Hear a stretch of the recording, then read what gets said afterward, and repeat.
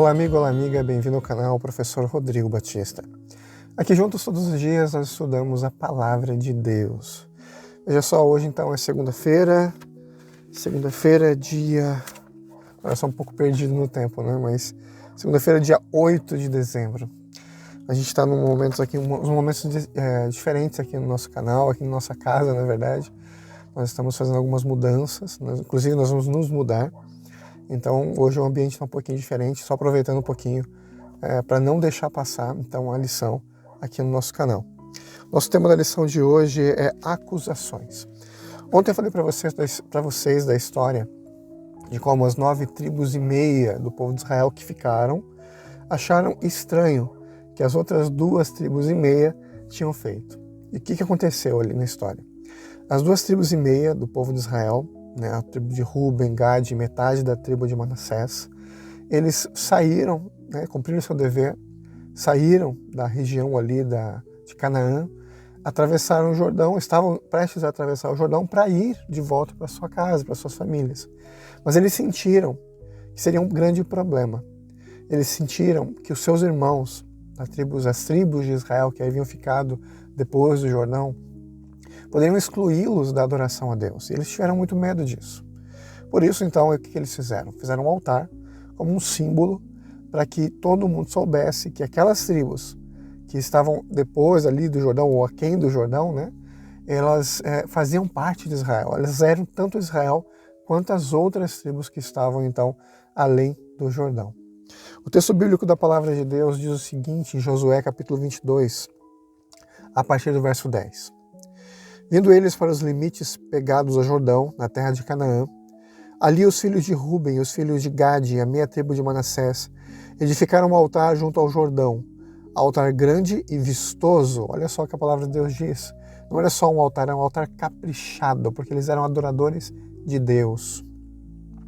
Aí continua o texto bíblico dizendo o seguinte, assim toda a congregação dos filhos de Israel, toda a congregação do Senhor, disse que infidelidade é esta, que cometestes contra Deus de Israel, deixando hoje de seguir o Senhor, edificando-vos um altar para vos rebelardes contra o Senhor?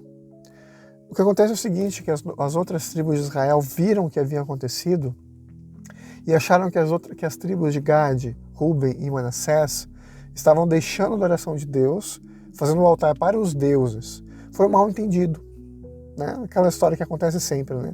As pessoas veem meia história e começam a julgar os outros. O povo de Israel viu aquele altar e pensou o seguinte, olha, a galera está deixando de adorar a Deus. Isso não pode. Todos se uniram, todos se juntaram naquele momento para levar o povo de Ruben, Gade e Manassés de volta para Israel. Eles falaram o seguinte, olha, se vocês querem adorar a Deus, fiquem com a gente aqui desse lado. Abandone aquele outro lado e fiquem aqui com a gente. Só que não era essa a questão. Eles tinham feito aquele altar apenas para adorar a Deus, ser um lembrete da adoração ao Senhor, de que eles eram o povo do Senhor. Um tremendo mal entendido. E o texto bíblico continua dizendo que eles explicaram por que tinham feito aquele altar e todo mundo ficou satisfeito, todo mundo ficou em paz. Qual que é a lição que a gente pode aprender disso hoje? Muitas coisas acontecem que a gente começa a achar, olha o problema, né? A gente começa a achar que os outros estão fazendo coisas erradas porque vimos apenas meia história. Nós não conhecemos a história completa. Muitas vezes a gente julga sem saber. Julga os outros pelos nossos próprios padrões. Gade, Manassés e Ruben não fizeram nada de errado, mas para o povo de Israel em geral, para o resto do povo de Israel, eles tinham feito algo de errado. E a lição da Escola Sabatina faz uma pergunta excelente na nossa lição de hoje, segunda-feira, que tem como tema acusações. Ali no finalzinho da lição, diz o seguinte, não devemos julgar os outros. A gente já sabe, né? Jesus ensinou isso pra gente, aqui tem os versos bíblicos de referência, Lucas, João, 1 Coríntios, né? Nós não devemos julgar para não sermos julgados, com o mesmo critério que a gente julga, a gente será julgado. Aí tem a seguinte pergunta, por que é tão fácil chegar a conclusões erradas sobre a motivação das outras pessoas? A gente tem que analisar muito bem esse ponto, porque muita gente acredita que pode julgar, se acha melhor do que os outros. E uma vez eu conversei com um psicólogo que ele disse que muitas vezes nós vemos nos outros os erros que nós temos. Mas nós não toleramos, né? Nós toleramos na gente, mas não toleramos nos outros. Olha só o critério que a gente tem que julgar. A gente tem que julgar com amor. A gente tem que julgar com paz no coração. E não com explosão de ânimos, né? Como o povo de Israel tinha feito ali, né? Viu uma história e já começou a julgar. Nem analisou o contexto, nem nada. Só julgou as outras tribos que estavam saindo ali da região de Canaã. Que você e eu possamos ser pessoas boas de coração. Que nós possamos ter paz no Senhor. Que nós possamos julgar com sabedoria. E na verdade não julgar, né? A questão do julgamento das outras pessoas é muito complexo. A gente não sabe o porquê das ações. Mas confiar em Deus esse julgamento. O que Deus entrega pra gente? O julgamento das ações.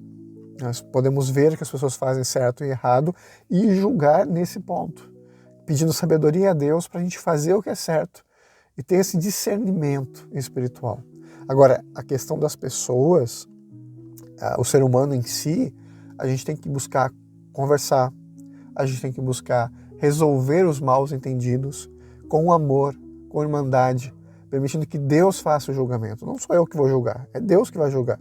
A questão da salvação é Deus.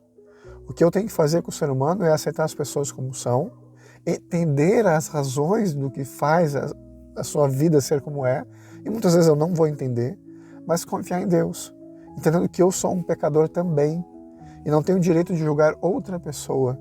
Questões de salvação, não, esse direito eu não tenho. O que eu tenho de direito e dever é me entregar a Deus, confiar no Senhor e deixar o julgamento com Ele. A gente pode julgar as ações, mas não o ser humano. E sempre buscar conversar, diálogo, entendimento, para que a gente possa chegar a um bom senso das histórias. Entregando sempre nas mãos de Deus, para que Deus possa nos ajudar a ter o julgamento certo, o bom senso, o discernimento, principalmente das coisas espirituais. Vamos juntos orar? Obrigado, Senhor, por tua mensagem nesse dia, que possamos sentir o teu amor e misericórdia e seguir junto contigo. Em nome de Jesus. Amém. Nunca se esqueça, meu amigo e minha amiga, nessa vida é você e Deus. Te vejo amanhã. Tchau, tchau.